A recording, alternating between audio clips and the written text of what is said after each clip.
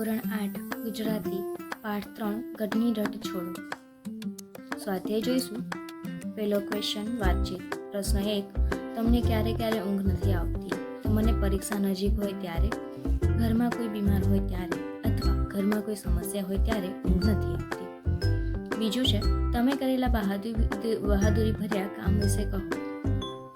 એક વખત અમારા ગામમાં પૂર આવ્યું હતું. આખા ગામમાં પૂરના પાણી ફરી વળ્યા હતા. તે વખતે મેં અમારા ગામના લોકોને સુરક્ષિત સ્થળે પહોંચાડવા મદદ કરી હતી અને મને તરતા આવડતું હોવાથી ઘણા લોકોનો જીવ પણ બચાવ્યો હતો. ત્રીજું છે, તમે કોઈ કિલ્લો જોયો છે? ક્યાં? હા, મેં ઘણા કિલ્લા જોયા છે. 2 વર્ષ પહેલાં અમે દિવાળી વખતે રાજસ્થાન ફરવા ગયા હતા. ત્યારે મેં જોધપુર, ઉદયપુર અને જયપુરમાં પુરાતન કિલ્લાઓ જોયા છે. ચોથું, કિલ્લો શા માટે બાંધવામાં આવતો હતો? તો કિલ્લો જે તે રાજ્યની સુરક્ષા માટે બાંધવામાં આવતો હતો. યુદ્ધના સમયે લોકો કિલ્લામાં સુરક્ષિત રહેતા હતા. પાંચમું, તમે સાથે મળીને ક્યાં ક્યાં કામ કરો છો? તો અમે સાથે મળીને અભ્યાસ કરીએ છીએ, રમતો રમીએ છીએ, ઘરના નાના મોટા કામોમાં માતા પિતાને મદદ પણ કરીએ છીએ. છઠ્ઠું છે, યુદ્ધનો સામનો કરવા શી તૈયારી કરવી પડે? તો યુદ્ધનો સામનો કરવા સૌપ્રથમ તો શસ્ત્ર ચલાવતા આવડવું જોઈએ. તો તે શીખવું જોઈએ. કોઈ પણ સંજોગોમાં હિંમત ગુમાવવી જોઈએ નહીં. દુશ્મનોની દરેક ચાલને સમજીને તેનો જવાબ આપવો જોઈએ. ધીરજ અને બહાદુરીથી દરેક કામ કરવું જોઈએ. ક્વેશ્ચન 2 છે, ઉદાહરણ મુજબ શબ્દ બનાવો. તો આગ એટલે કે ભડભડ, તો આગ ભડભડ વાક્ય બનશે આગ ભડભડ બળતી હતી. બીજું છે, ઝાંઝર રમઝમ, તો રાજકુમારીના ઝાંઝર ઝમઝમ વાગી રહ્યા હતા. ત્રીજું છે, પગલાં પટપટ, તો બાળક પોતાના નાના નાના પગ વડે પટપટ પગલાં ભરે છે. ચોથું છે, ઢોલ ઢમઢમ, તો ઢોલ ઢમઢમ વાગે છે. પાંચમું છે, દાંત કડકડ, તો ઠંડીને કારણે દાંત કડકડ બોલતા હતા. ઉપર મુજબના બીજા 2 શબ્દો જોડકા જાતે બનાવો અને તેના આધારે વાક્ય બનાવો. તો પછી ધ્વજ ફરફર, મંદિર પર ધ્વજા ફરફર ફરકતી હતી. એના પછી હોડી સરળ સરળ, તો હોડી પાણીમાં સરળ સરળ સરકતી જતી હતી. ક્વેશ્ચન 3, સ્થાનિક ભાષામાં આપેલા વાક્યોને માન્ય ગુજરાતી ભાષામાં લખો. રામ રામ જ્યાં રહેવું, તો રામ રામ ક્યાં રહેવું. પછી બીજું છે, હવે કરવું હું, તો હવે કરવું શું. ત્રીજું છે, કોણબા આ ઘડીએ આય, કોણબા આ સમયે અહીં. ચોથું, ગામથી ખેતર સેટું છે, તો ગામથી ખેતર દૂર છે. પાંચમું, રોટલો સાબડીમાં મેલો, તો રોટલો છાબડીમાં મૂકો.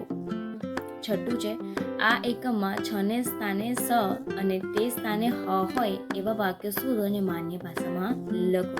તો પાઠનું વાક્ય છે, આપણા માવતરે આવા મગતરા સાથે ફોડી લેવાનું ભાવ્યું છે.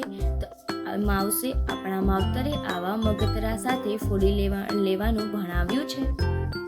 પાઠનું વાક્ય છે, જગદંબાઓ તમારા લીધે મલક ઉજળશે.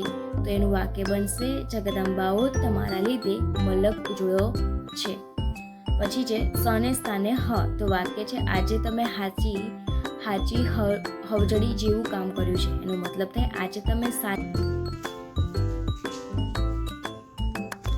સાતમું જોઈએ, તમે આ પ્રકારના 3 વાક્યો લોકબોલી અને માન્ય ભાષામાં લખો.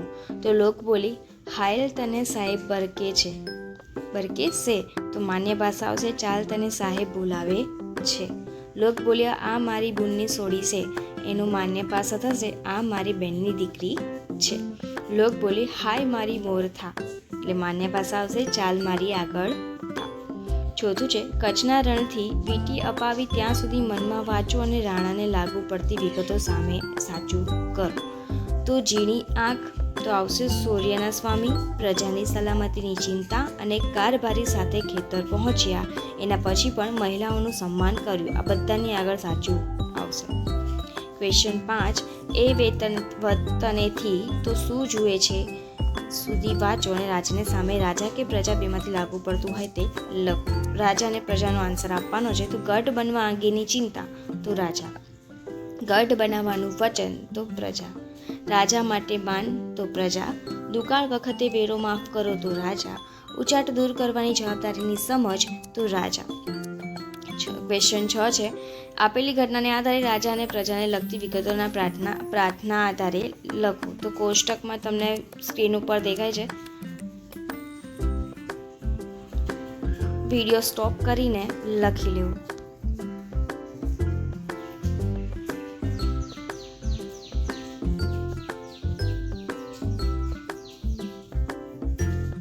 એના પછી જોઈએ ક્વેશ્ચન 7. આપેલા વાક્યનો ભાવ અને અર્થ દર્શાવતું વાક્ય પાઠમાંથી શોધીને ઉદાહરણ મુજબ લખો.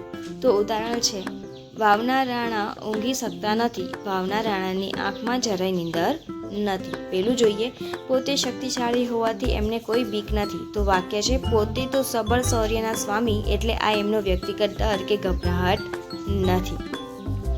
એના પછી વાવની સીમમાં બનેલી ઘટનાથી તેઓ ચિંતાતુર બન્યા. તો એમાંય વાવના સીમડી ખેતરમાં બનેલી આજની ઘટના એમની ઊંઘ ઉડાડવા પૂરતી છે. ત્રીજું છે, ઉગતા સૂર્યનો પ્રકાશ રાજગઢ પર પથરાય છે. તો બીજા દીની સવારે ભગવાન સૂરજ નારાયણના કુમળા કિરણ રાજગઢની અટારીઓમાં પ્રવેશ કરે છે. ચોથું છે, પાડોશી રાજ્યો આપણને શાંતિથી રહેવા દે તેમ નથી. તો વાક્ય આવશે, આપણા પડોશમાં આવેલા રજવાડા આપણને નિરાંત કરવા દે એમ નથી. પાંચમું, હવે વાવમાં કોઈ પણ પ્રવેશવાની હિંમત નથી. તો આવશે, અમારી લાશો ઉપર થઈને કોઈ રજવાડું તો શું એક ચકલી પગ નહીં મૂકી શકે. ક્વેશ્ચન 8. તો શું થાત?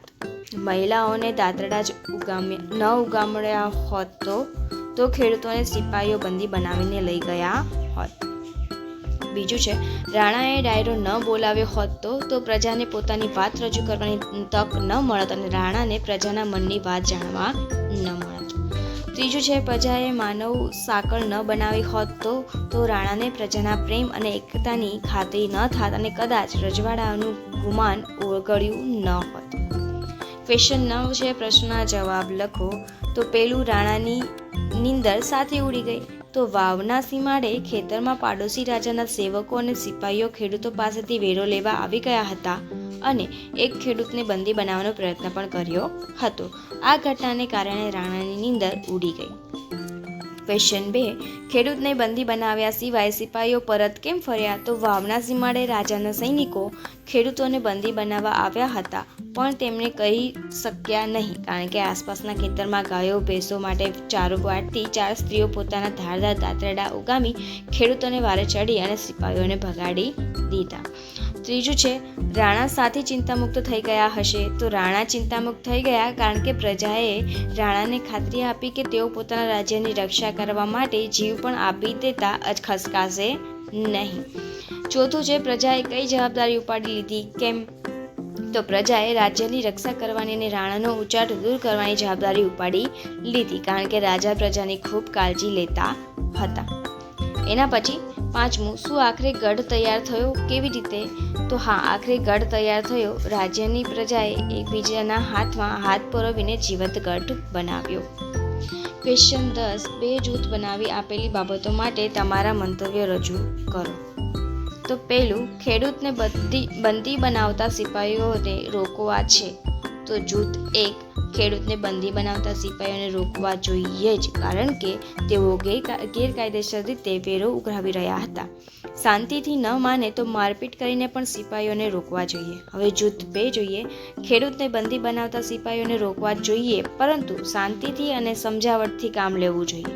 વાતચીત કરીને પ્રશ્નનો ઉકેલ લાવવો જોઈએ. બીજું જોઈએ, નગરની સુરક્ષા માટે ગઢ બનાવવો છે. તો જૂથ 1 કહેશે, નગરની સુરક્ષા માટે ગઢ બનાવવો જરૂરી છે, કારણ કે તેનાથી દુશ્મનોથી પ્રજાનું રક્ષણ કરી શકાય છે. જૂથ 2, ગઢ બનાવવાની કોઈ જ જરૂર નથી, તેના બદલે પ્રજાએ એકતા અને બહાદુરી બતાવી પોતાનું રક્ષણ જાતે કરવું જોઈએ. ક્વેશ્ચન 3, તમારા ગામને સ્વચ્છ બનાવવું છે. તો જૂથ 1 કહે છે, ગામને સ્વચ્છ બનાવવું જરૂરી છે. સ્વચ્છતા રાખવાથી નાગરિકોના સ્વાસ્થ્યમાં સુધારો થાય છે, પરંતુ તે બધું જોવાનું કામ સરકારનું છે. જૂથ 2, ગામને સ્વચ્છ બનાવવા માટે દરેકે સૌપ્રથમ તો પોતાનું ઘર એટલે કે આંગણું સ્વચ્છ રાખવું જોઈએ. કચરો એકઠો કરવા માટે ઠેર ઠેર કચરાપેટી મુકાવવી જોઈએ. ક્વેશ્ચન 11, તમે સાંભળેલી કે વાંચેલી લોકકથા વિશે લખો. તો એક રાજા હતો, તેનો એક ખૂબ જ ચતુર મંત્રી હતો. તેનું નામ તેનાલી રામા હતું. એક દિવસ રાજા તેમના મહેલમાં ઝરૂખે ઊભા હતા. તે જ વખતે એક સફાઈ કરવાવાળો ત્યાંથી નીકળ્યો. બરાબર તે જ સમયે રાજાને હાથમાં પોતાની જ તલવાર વાગી ગઈ અને રાજાનો અંગૂઠો કપાઈ ગયો. રાજા અત્યંત ક્રોધિત થઈ ગયો. તેણે વિચાર્યું કે સવારના પહોરમાં આ વાળવાવાળાનું મોઢું જોયું તેમાં જ મને આમ થયું, તે મોટો અપસ્કન્યાળ છે. ખાલી એનું મોઢું જોવાઈ ગયું તેમાં મારો અંગૂઠો કપાઈ ગયો. આને તો ઉપાડીને જેલમાં પૂરી દેવો જોઈએ. રાજાએ પોતાના સૈનિકોને પહેલાં વાળવાવાળાને પકડીને લાવવાનો હુકમ કર્યો અને બીજા દિવસે તેને પકડીને ફાંસીએ ચડાવી દેવાનું કહ્યું. સૈનિકો તો પેલા માણસને પકડી લાવ્યા અને જેલમાં પૂરી દીધો. તેની પત્ની અને બાળકો તેનાલીરામા પાસે ગયા અને રડતા રડતા મદદ માંગી. તેનાલીરામે તેમને મદદ કરવાનું વચન આપ્યું અને રાજાને મળવા માટે નીકળી પડ્યા. તેનાલીરામે રાજા સમક્ષ શિકાર કરવા જવા માટેનો પ્રસ્તાવ મૂક્યો અને બંને શિકાર કરવા નીકળી પડ્યા. રસ્તામાં ગાઢ જંગલ આવ્યો અને બંને તેમાં ભૂલા પડી ગયા અને જંગલમાં રહેતા જંગલી લોકોએ તેમને પકડી લીધા. તેઓને નરબલી આપવા માટે એક રાજાની તલાશ હતી. તેઓએ રાજાને બલિ આપવાનું નક્કી કર્યું. બધી તૈયારો કરી લીધા પછી તેઓનું ધ્યાન ગયું કે રાજાનો અંગૂઠો કપાઈ ગયેલો છે. તેઓએ રાજાને છોડી મૂક્યો કારણ કે નરબલી આપવા માટે વ્યક્તિ અખંડ હોવી જોઈએ, એટલે કે તેમનું કોઈ અંગ કપાયેલું હોવું જોઈએ નહીં. રાજા અને તેનાલીરામે રાહતનો શ્વાસ લીધો. પછી તેનાલીરામે રાજાને સમજાવ્યું કે આપણા જીવનમાં આપણી સાથે જે કંઈ પણ થાય છે તે સારા માટે જ થાય છે. આપણા સારા નરસા માટે કોઈ બીજાને દોષી માનવા જોઈએ નહીં. રાજાએ પોતાના રાજ્યમાં પરત ફરીને પેલા વાળાવાળાને છોડી મૂક્યો અને તેની માફી પણ માંગી. તો આ જ વાર્તા સાથે આપણું સ્વાધ્યાય અહીંયા પૂરું થાય છે.